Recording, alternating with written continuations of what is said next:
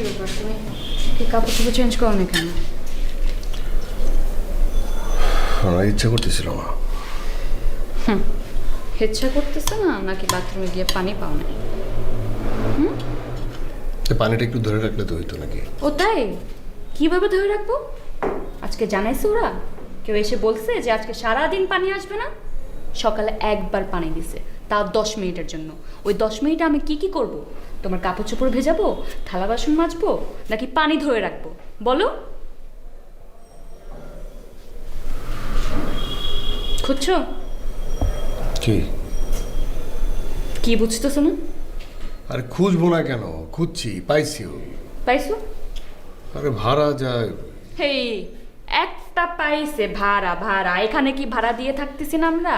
ভাড়াটা তো এখানেও দিতে হইতেছে। আমার তো একটা পরিবেশ দরকার। আমি তো তোমার কাছে একটা পরিবেশ চাইছি, একটা ভালো পরিবেশে থাকতে চাইছি। খুব বেশি চেয়ে ফেলছি? সারাদিন একটা বাসার মধ্যে জানলা টালনা সব কিছু আটকায় বসে থাকতে হয়, দমটা বন্ধ হয়ে আসে জানো।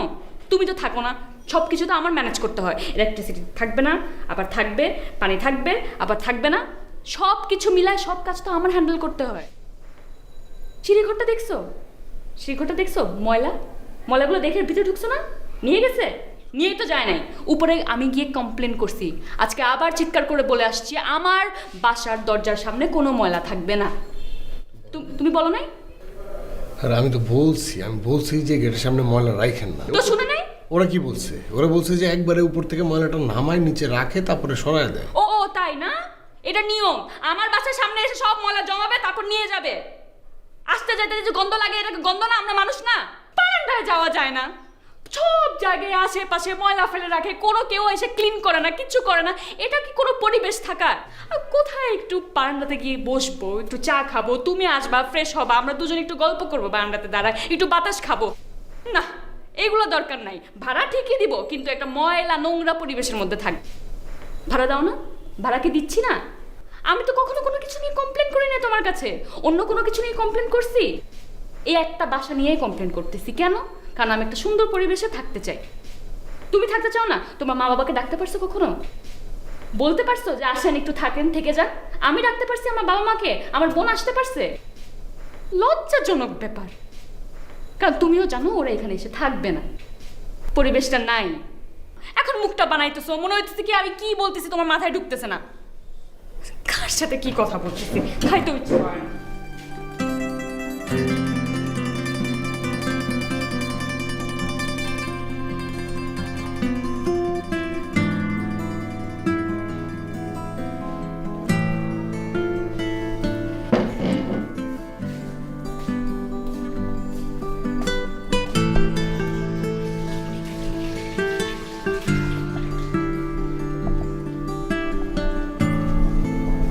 এই পানি আসছে।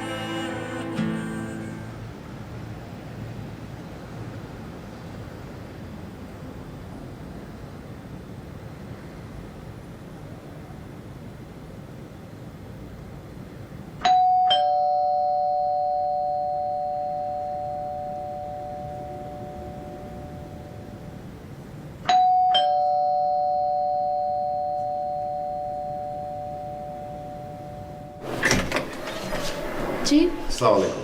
ওয়ালাইকুম আসসালাম। আমি একটু কথা বলতে চাচ্ছিলাম আপনার সাথে।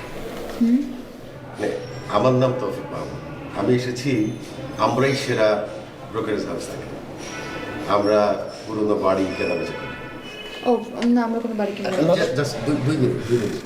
আমি বলছি, আপনি বুঝতে পারবেন। আমাদের একটা নতুন স্কিম চালু হয়েছে, খুব সহজ কিস্তিতে যারা নিম্নবিত্ত মধ্যবিত্ত আছে তাদের কাছে আমরা বাড়ি বিক্রি করি। তাদের অনেক স্বপ্ন থাকে, সেই স্বপ্ন পূরণ করার চেষ্টা করি।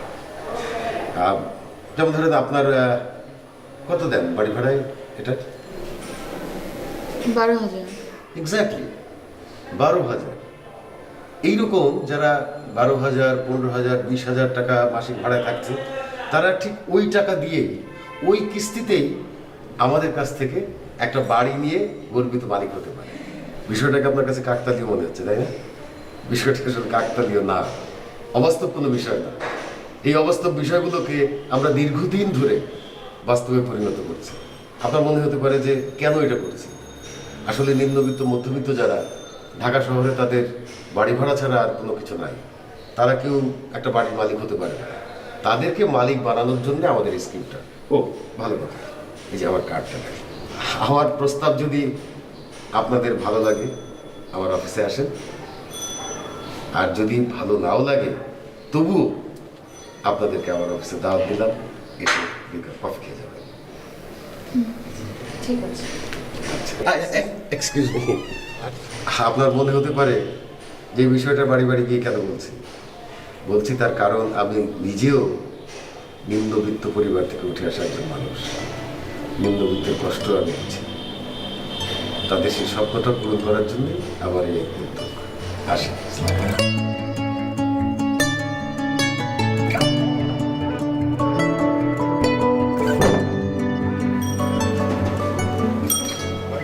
ভাই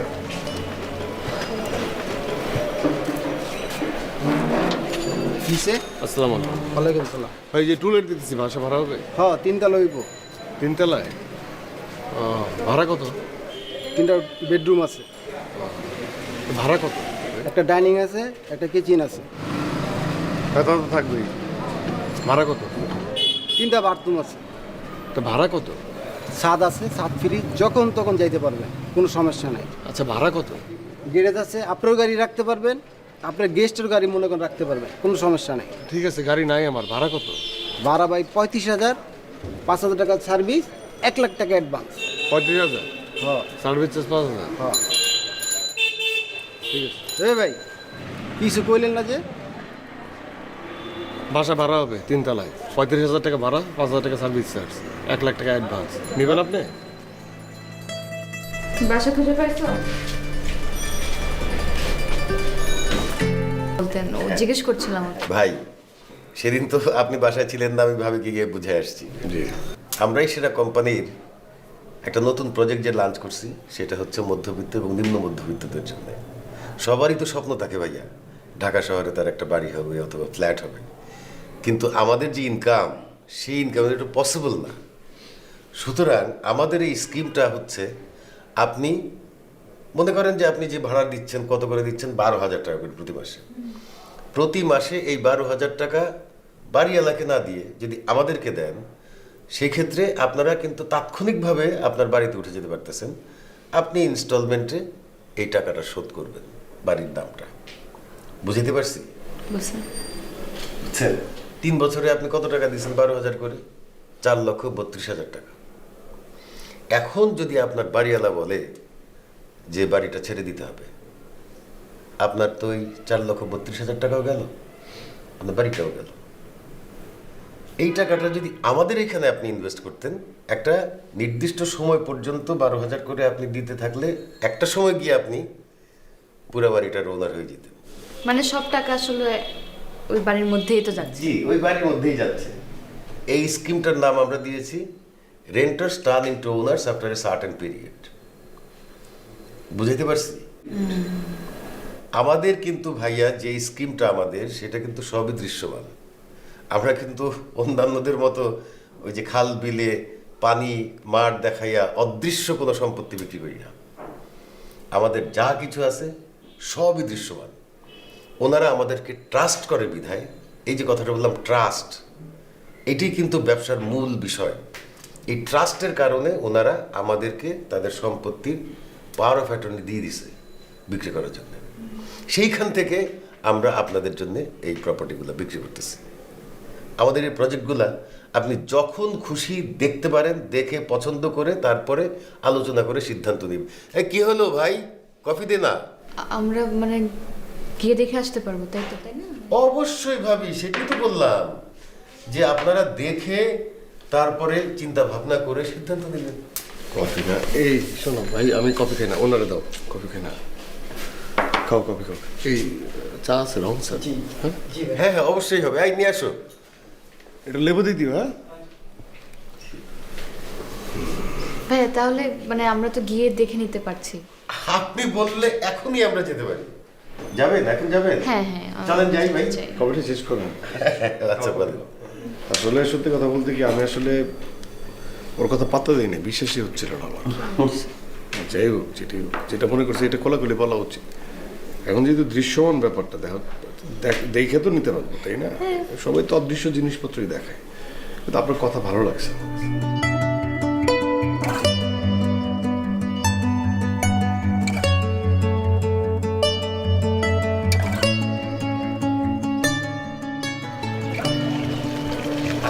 এখানে স্ল্যাবটা নাই, উপরে মনে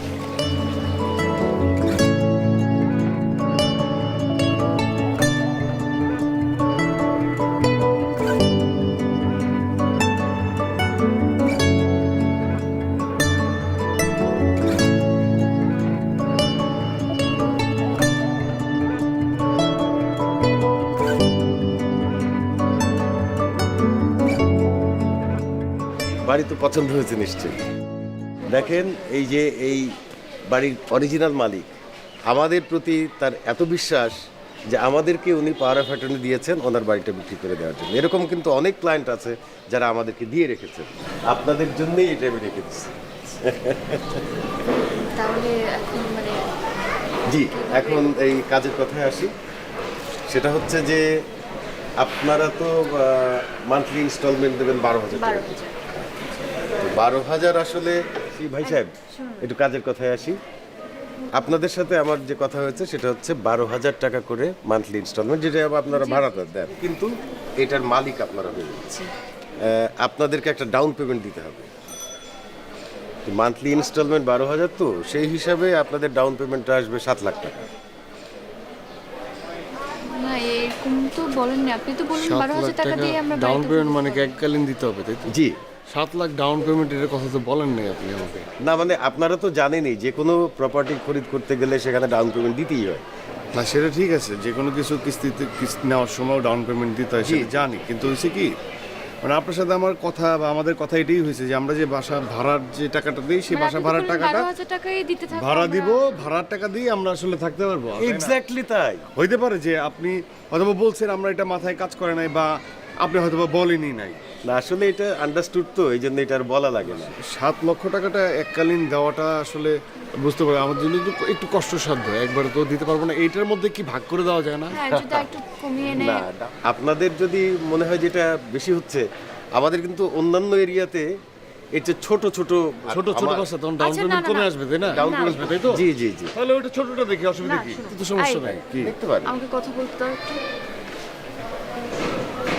এই ডাউন পেমেন্টটা কতদিনের মধ্যে দিতে হবে? আমাদের তো নিয়ম হচ্ছে যে 7 দিনের মধ্যে টোটাল প্রসিডিউরটা কমপ্লিট করতে হবে। ডাউন পেমেন্ট দেবেন, তারপরে আমাদের লিগ্যাল অ্যাডভাইজারের সাথে বসে কন্ট্রাক্ট সাইন করে নেবেন। তো প্রথমে ডাউন পেমেন্টটা আপনারা 5 দিনের ভিতরে ক্লিয়ার করার চেষ্টা করেন, বাকি 2 দিনে অন্যান্য কাজ হয়ে যাবে। দেখি একটু, হ্যাঁ? না আপনি একটু সময়টা বাড়িয়ে দিয়ে আমরা ব্যবস্থা করে আপনাকে নাম্বারটা আছে, নাম্বারটা আছে, আমি কল দিব তাহলে। হ্যাঁ কিন্তু তুমি মনে করে একটু হ্যাঁ হ্যাঁ যাবো, ঠিক আছে, সাবধান থেকো।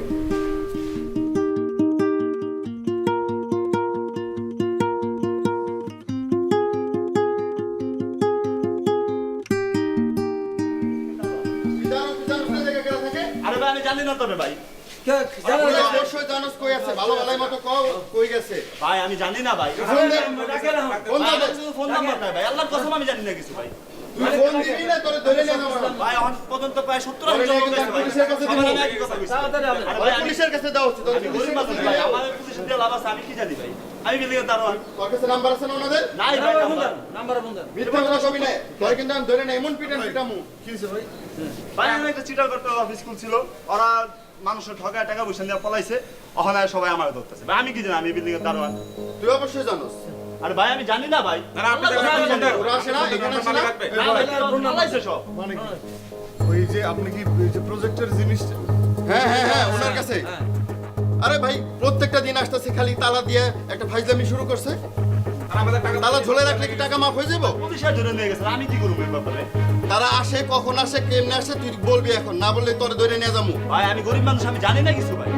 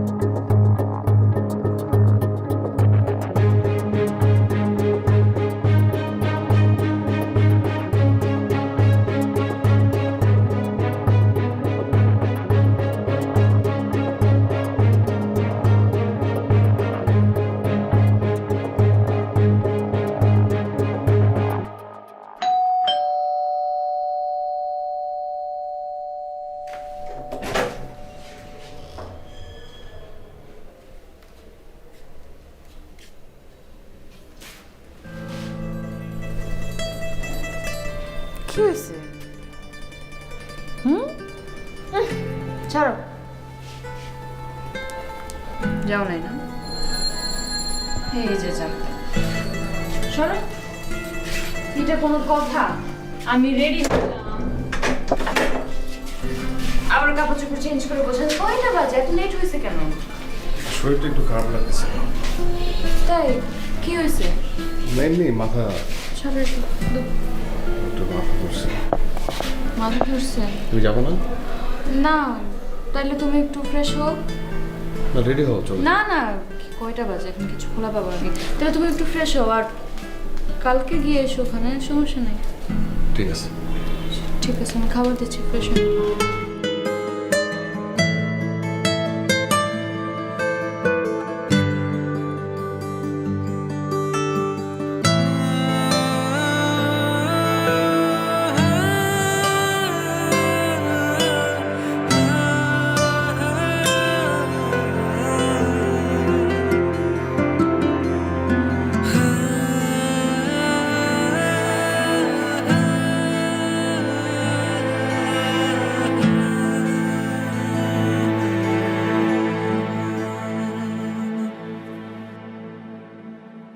হ্যাঁ আপা, বলো। কিরে, কি খবর তোদের? এই তো ভালো, তোমার কি অবস্থা? ভালো আছি। শোন, আমরা কিন্তু আগামী মাসে দেশে আসতে পারি। তাই নাকি? হ্যাঁ, তোর দুলাভাই টিকিট কাটবে বললো। সামনে তো একটা ভ্যাকেশন পাচ্ছি, সো ভ্যাকেশনের ভিতরেই চলে আসবো। খুবই ভালো একটা খবর শোনাইলা। তুই কোথায়? বাসায় আপা। ওই যে শুভ্র তো আসলে একটু ব্যস্ত ওর অফিসে, ব্রোকারেজ হাউসে অনেকদিন যাই নাই, তো ভাবতেছি আমি গিয়ে একটু দেখা করে আসি। আচ্ছা ঠিক আছে, যা, সাবধানে যাস তাহলে। আচ্ছা আপা, ঠিক আছে, আমি বাসায় এসে তোমাকে আবার কল দিচ্ছি।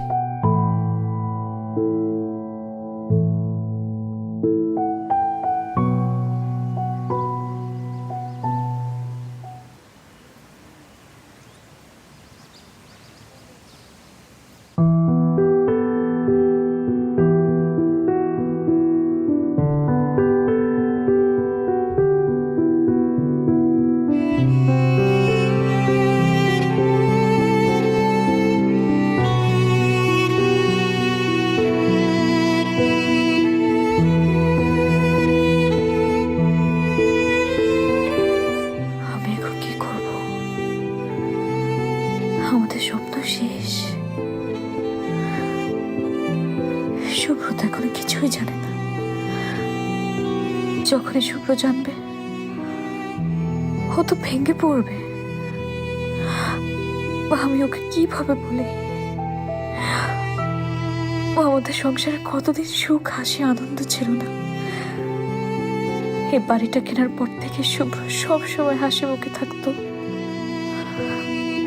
কতদিন আমি ওর সাথে ভালোভাবে কথা বলিনি, শুধু অভিযোগ করেছি। শুধু আমার মুখের কথা ওর এত বছরের জমানো সব টাকা দিয়ে দিল। এখন আমি ওকে বলতে পারবো না যে আমাদের স্বপ্ন ভেঙে গেছে। মিথ্যে হোক, তবুও স্বপ্নটা বেঁচে থাক।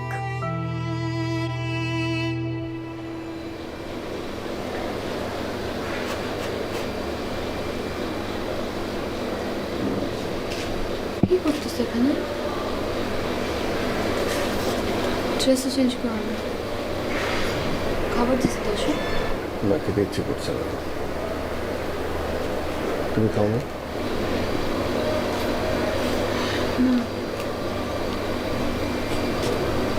সেই যে তুমি আসলে ঠিকই বলছিলে, নীল রংটা কেমন যেন খ্যাত লাগে।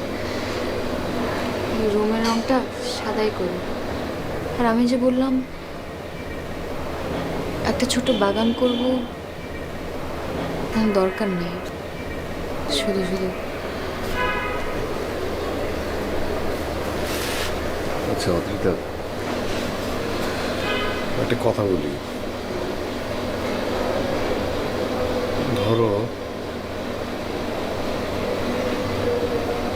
যে আমাদের বাসায় ডাকাত পড়লো, ডাকাত আমাদের সব কিছু নিয়ে চলে গেল, তাহলে আমরা কি আর উঠে দাঁড়াতে পারবো না?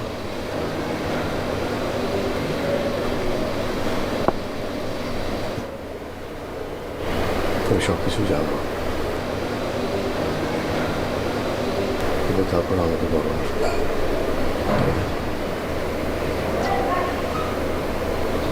তুমিও তো জানো, বলবো নাই।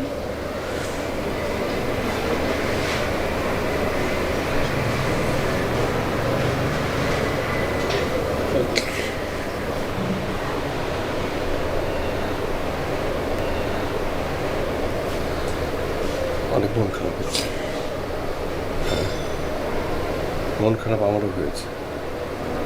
এই কয়েকদিন আমি ভাবছি আসলে মন খারাপ করে কোনো কিছু হবে না, যেটা ঘটার সেটা তো ঘটবেই। আমাদের কপাল পোড়া, আমাদের কপাল আবার পড়বে, কোনো অসুবিধা নেই।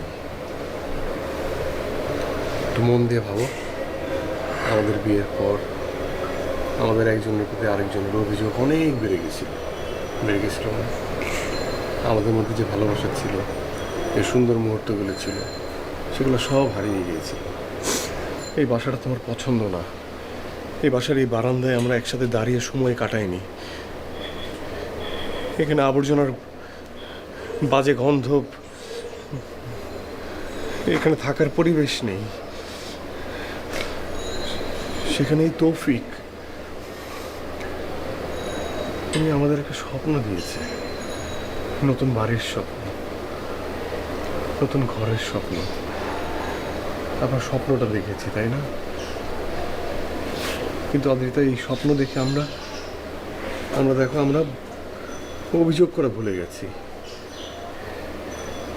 এই বাসাটা একই রকম আছে, কিন্তু এই বাসার বারান্দায় বসতে আমাদের কোনো কিছু যায় আসে না। আমাদের ভালো লাগে একসাথে